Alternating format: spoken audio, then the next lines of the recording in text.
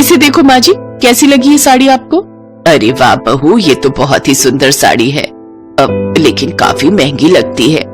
अरे आप उसकी फिक्र क्यों करती हो माँ जी, और ये सलवार सूट का कपड़ा मेरी बिंदिया के लिए। अरे वाह भाभी, कितना प्यारा सूट है। थैंक यू भाभी। अरे मैं तेरी भाभी हूँ ना, तो फिर अपनी प्यारी ननद के लिए इतना तो बनता ही है। इतने दिनों बाद आई हूँ तो कुछ तो लाऊंगी ना तेरे लिए। मैं ममता की तरह थोड़े ही हूँ कि बस मुंह उठाए और चली आई। सुनीता की बात सुनकर बिमला और बिंदिया एकदम खामोश हो गए। दरअसल बिमला के 3 बच्चे थे, राकेश, मुकेश और बिंदिया। राकेश पढ़ने में शुरू से अच्छा था, इसलिए वो शहर में कंपनी में मैनेजर बन गया। लेकिन मुकेश का पढ़ने में हाथ जरा तंग था, तो वो शहर जाकर सब्जी का ठेला लगाने लगा और बिंदिया अपनी माँ बिमला के साथ गांव में ही रहती थी। राकेश की पत्नी सुनीता अपनी देवरानी ममता की गरीबी का हमेशा मजाक उड़ाती रहती थी, जबकि ममता को सुनीता से कोई शिकायत नहीं थी। फिर उसी शाम, और बिंदिया, आगे के बारे में क्या सोचा है? भाभी, इस साल 10वीं है तो सोचा है कि आगे की पढ़ाई शहर में करूं, ताकि बड़े भैया की तरह मैं भी अच्छी नौकरी कर सकूं।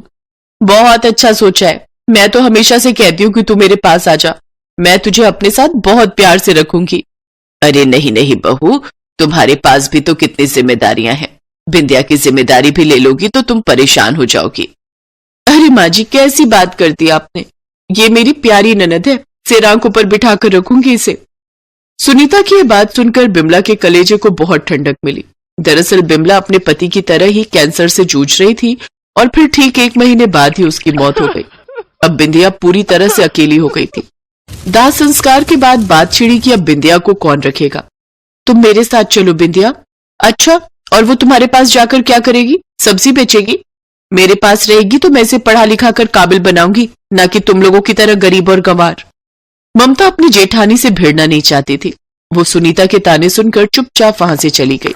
सुनीता ने इसे अपनी जीत मान लिया। फिर शाम को, छोटी भाभी, मैंने फैसला कर लिया है कि मैं बड़ी भाभी के साथ जाऊंगी।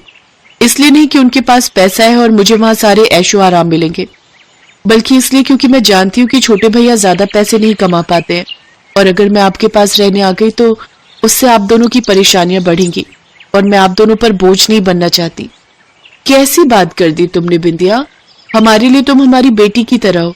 खैर, अब जब तुमने फैसला कर ही लिया है तो तुम बड़ी भाभी के साथ चली जाओ, लेकिन याद रखना तुम्हारी एक और भाभी भी है, जिसके घर और दिल के दरवाजे हमेशा तुम्हारे लिए खुले रहेंगे।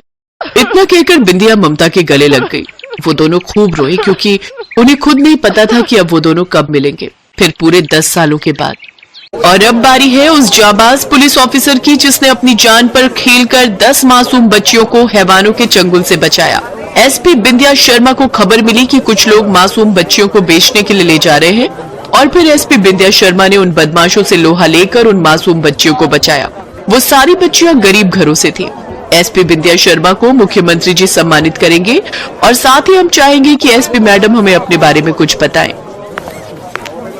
मैं बिंदिया शर्मा, एसपी नौरोजाबाद। इस हौसला अफजाई के लिए आप सभी का शुक्रिया।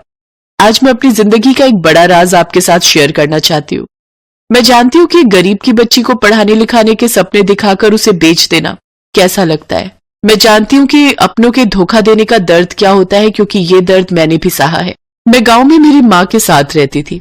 जब मेरी माँ की मौत हुई तो मेरी दोनों भाभियां मुझे अपने साथ रखना चाहती थी, पर मैंने अपनी अमीर भाभी के साथ रहना चुना, क्योंकि वो पैसों वाली थी, जबकि मेरी छोटी भाभी गरीब थी और मैं उन पर और बोझ नहीं बनना चाहती थी।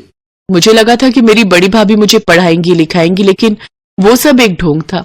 वहां पहुंचते ही उन्होंने मेरे हाथों से किताबें छीनकर मुझे घर के कामों में लगा दिया। एक नौकर से ज्यादा मैं उनके लिए कुछ नहीं थी।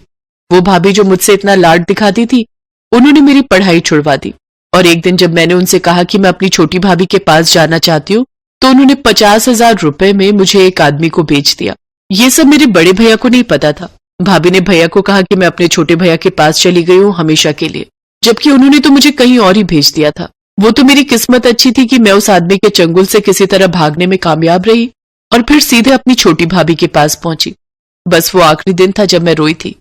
मेरी छोटी भाभी ने अपना पेट काट काट कर मुझे पाला और पढ़ाया लिखाया। उन्होंने एक कसम खाई कि वो मुझे पुलिस ऑफिसर बनाएंगी। आज मैं जो कुछ हूं अपनी उन्हीं गरीब भाभी की वजह से हूं, जिनके दिल की अमीरी का कोई मुकाबला नहीं कर सकता।